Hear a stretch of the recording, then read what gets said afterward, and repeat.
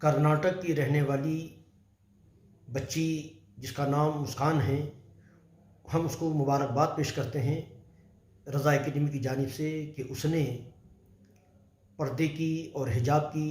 حمایت کی اور اپنی ہمت و جرأت دکھائی۔ اس پر ہم اس کو مبارکباد پیش کرتے ہیں، اور یوں بھی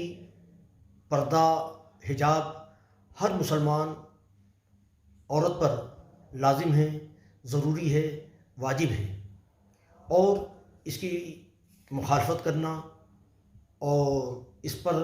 لوگوں کو منع کرنا کہ پردہ نہ کریں، یہ مداخلت فی الدین ہے، دین میں مداخلت ہے، مسلم پرسنل لا میں مداخلت ہے، اور حکومت ہند کی جانب سے جو قانون بنا ہوا ہے، آئین بھی ہم کو اس کی اجازت دیتا ہے کہ ہم اپنی مرضی سے جو چاہیں وہ لباس پہنیں، اور ہر ہندوستانیوں کو یہ اجازت ہے کہ وہ جو مذہب چاہے اختیار کرے، جو لباس چاہے وہ پہنے، جو کھانا چاہے وہ کھائے۔ تو حجاب کی اور پردے کی مخالفت شرعی طور پہ بھی شریعت میں بھی مداخلت ہے، اور ہندوستان کا جو آئین ہے اس کی بھی مخالفت ہے۔ میں سیاسی لوگوں سے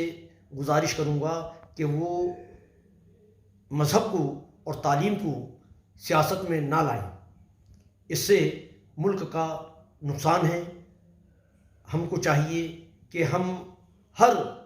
ہندوستانی فرد پر تعلیم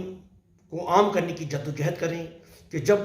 تعلیم عام ہو جائے گی، علم عام ہو جائے گا، تو ہم چھوٹی چھوٹی باتوں میں لوگوں کو جو سیاسی لوگ گمراہ کرتے ہیں وہ نہیں کر سکیں گے۔